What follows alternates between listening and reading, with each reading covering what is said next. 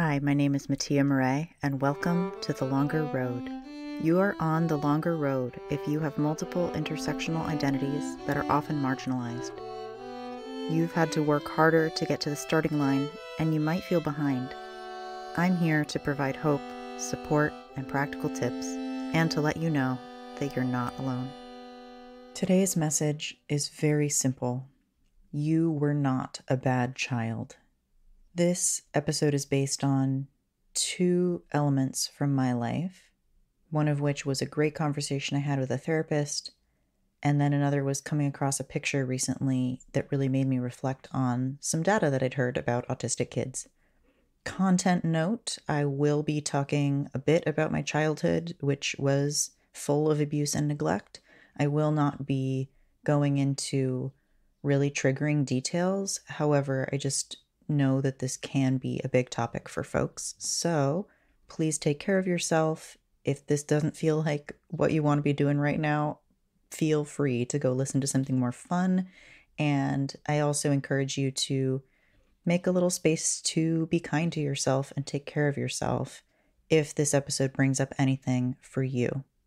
So a few years ago, I had this really meaningful conversation with my therapist, and I was just regurgitating some information that it was one of those things that was so ingrained in me that it hadn't even occurred to me to question it yet. And when she questioned it, I was like, oh my God, I can't believe I hadn't questioned this yet.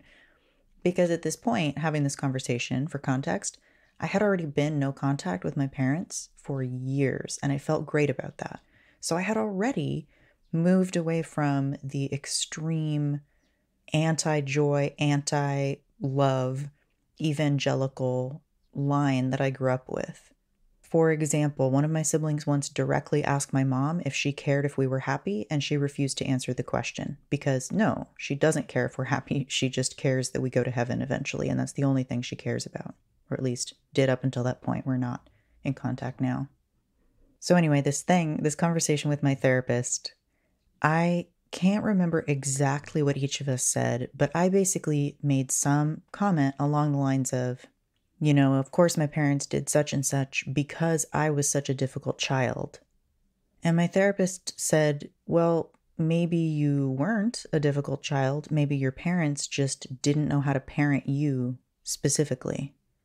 And I was like, oh, fuck. Yeah.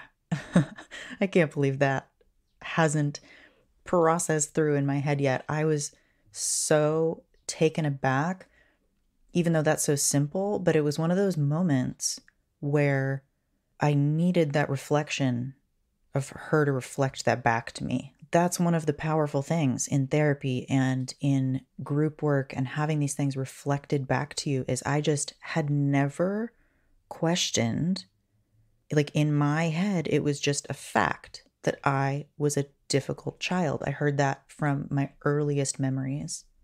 So that started this journey in my head, over the past few years of really reprocessing some of my core memories and rethinking it from this position that no, I was not a bad child, but my parents didn't know how to handle me and didn't know what to do with me. So fast forward to, I think this is in the last few months I've learned this fact. There was a study of autistic kids, autistic babies. And again, just content warning, this is talking about something that could be very emotionally impactful for you if you're autistic or if you think you might be autistic. Because what came out of this study was basically autistic babies scream differently. They have a more high-pitched scream, they have a more monotone scream, and basically their parents report it as being more annoying. They don't like it. They don't like the way their babies cry. And nobody likes the way their babies cry.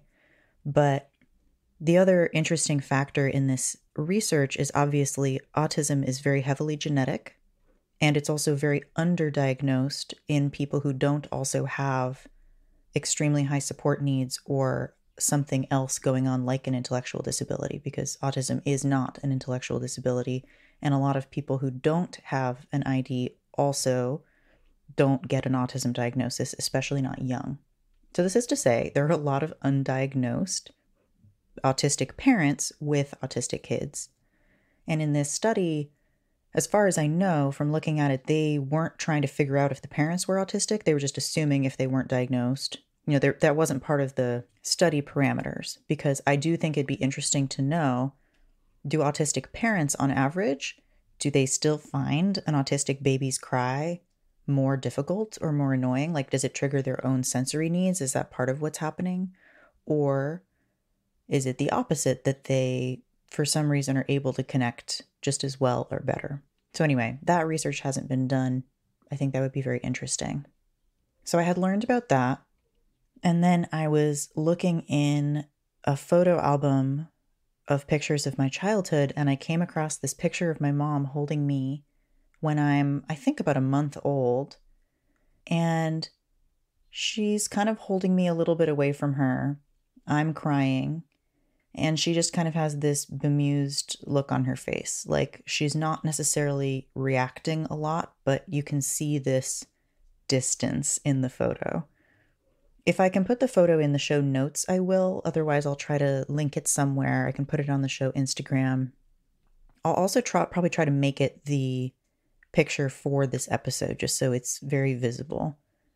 But that struck me, knowing this fact that I had just learned from this study, that parents dislike their autistic baby's cries. Because I remember watching the horror movie The Babadook a while back, which I'm not recommending if you don't already watch horror movies, which I only really do because I score horror films, and so it's part of my job to kind of stay on top of what's out there. I watched The Babadook with a friend, and the takeaway that I had from it was just basically, oh, that was me and my mom. Like, we didn't bond. And at the time, when I watched it some years ago, I didn't know why, because I didn't know I was autistic yet. But I knew that my mom and I didn't bond, and that we did not have this connection, and that she was upset about that. I also know that she really disliked the strong connection I had with her mom. Like, my maternal grandmother and I were very close, and that my mom seemed jealous of that connection and the emotional connection that we had. And I don't know, all of this just kind of comes together in my head, that it's not my fault that I cried the way that I cried as a baby, obviously. It's not my fault that my mom didn't know what to do with me and didn't know how to bond with me. It's not my fault that both of my parents were extremely traumatized from a wide variety of traumatizing events. And it's not my fault that my mom threatened me on a regular basis physically, and that there were acts of both physical violence and a lot of neglect, because she thought I was a bad child who deserved punishment, and that I could be punished into being a better child. Looking back with a compassionate adult view, it's very easy to see that none of that was actually about me at all. And at the same time, as a child, you just absorb what's coming at you, especially before the age of 8 or so, when your brain is in a more hypnagogic-like state. You're basically just being hypnotized by the messages you're being told, and you literally don't have the brain development to be able to fight back until you start developing more independence and have different brain states starting around the age of 8 or so. Which is funny, because I also have a clear memory of, at about 8 years old, having the first time that I remember thinking my parents were wrong, like definitely wrong about something. Not just that I was saying they were, but that I knew in my body that they were incorrect and that I was correct. And for myself, in my own journey, because some of my childhood experiences were so extreme, and because they were so clearly abuse, and because there were, these bigger events that were massively traumatizing, plus the day-to-day fear that I lived in every single day physically, I didn't start to process the emotional neglect side of this. What Linda Tai would say is the things that were supposed to have happened that didn't happen, and how that is also a trauma. It really can be a lot harder to give self-compassion or receive external understanding and compassion around those things that should have happened. The love that we should have had, the support that we should have had. Being told that we were special and we mattered and what we were doing was cool and awesome. And again, I can have a lot of compassion for my parents for not having the emotional capacity to be able to do that. And have even more compassion for that child version of me. And have even more compassion for that child version of me who was not being cared for, was not being loved, was not being physically and emotionally nourished pretty consistently for a really long time. I have my hand on my own heart right now in just an act of self-support and giving myself this little bit of physical support, because this is a long journey. Reparenting yourself is a long journey.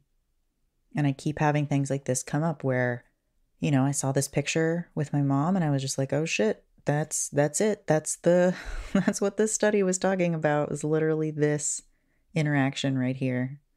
And she didn't have resources or support or information around what might be going on with me at that time. So this is a simple, direct message today. If you have anything like this in your past where you were told by an authority figure, and especially a parent, a teacher, a family member, a guardian in some form, this might be a religious leader, if you were told, and especially if you were told repeatedly or told in a variety of ways, that you were a bad child and that there was something wrong with you that needed to be fixed, I am here to say you are not a bad child. The people around you just didn't know how to support you and how to love you, or they didn't have the emotional resources to support and love you. And that does not make what happened to you okay. You deserved that support and that love and that delight. You deserved to be delighted in and taken joy in. And of course, you still deserve that, and I hope you're finding more of that in your day-to-day life now. And I invite you to just give love to that young self, especially if there's a particular age or a particular instance that's coming up for you as I'm talking. That particular lovely, lovable young one deserved to be held and supported and delighted in whatever way felt good for that little nervous system. And you can offer that to yourself now. You were not a bad child. You were an awesome, interesting, fabulous, curious, weird, probably a little rebellious and very fun child. And if anyone around you had had the capacity to really look at you and focus on you and think about your needs, they would have seen how wonderful you were and been able to reflect that back to you in a way that made sense to you and that you could really hear. And you deserved to have that reflection. I love you. I love that young version of you or versions of you that are asking to have their emotional needs met now. And I hope you have some space emotionally to do that today. Have a great week, and I'll talk to you next week. Thanks for listening. If you know someone who would be helped by this podcast, please share it with them. And I'd love to hear your thoughts and suggestions at mattia@mattiamurray.com. That's MATTIA MATTIAMAUREE.com. Thank you.